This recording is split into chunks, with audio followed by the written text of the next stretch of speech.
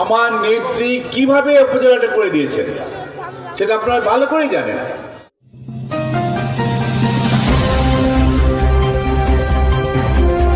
17 বছর পর ভোটের অধিকার ফিরে পেয়েছেন সাধারণ জনগণ। সামনে নির্বাচন, নারী পুরুষ সবাই নিরপেক্ষভাবে ভোট দিতে পারবেন। দেশ এগিয়ে নিতে আমাকে ধানের শীষে ভোট দিবেন। জনসভায় স্বপন ফকির।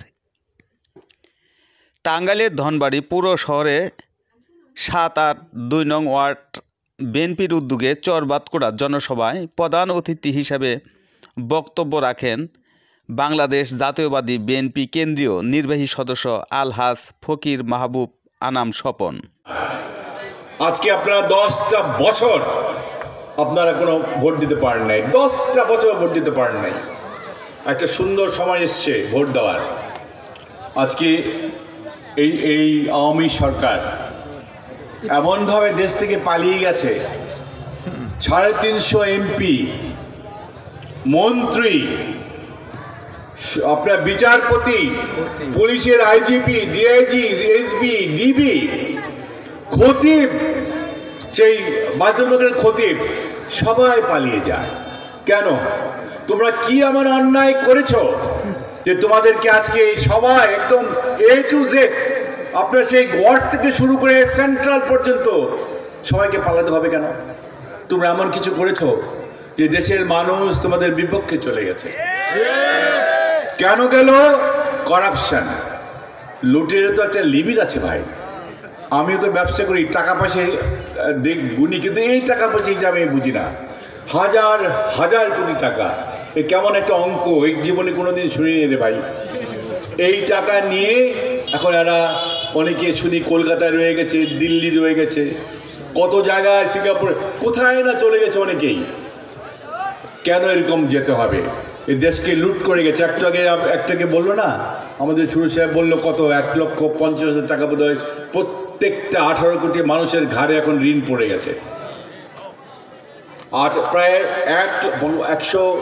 102 বিলিয়ন ডলার, এটা অঙ্কতে কত হয় আমি জানি না,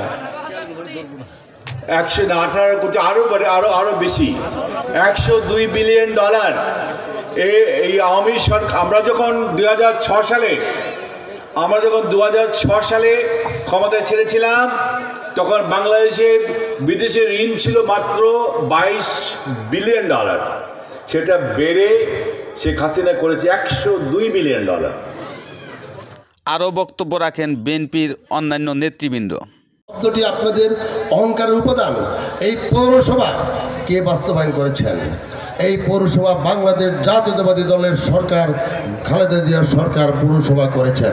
ধনবাড়ী মানুষের শত বৎসরের আগ্রহ ছিল নওয়াব আলী চৌধুরী থেকে ধনবাড়ীবাসী একটি থানা বা মহকুমা দাবি করে এসেছিলেন, কিন্তু নওয়াব আলী চৌধুরী, নওয়াব হাসান আলী চৌধুরী তারা ব্যর্থ হয়েছেন।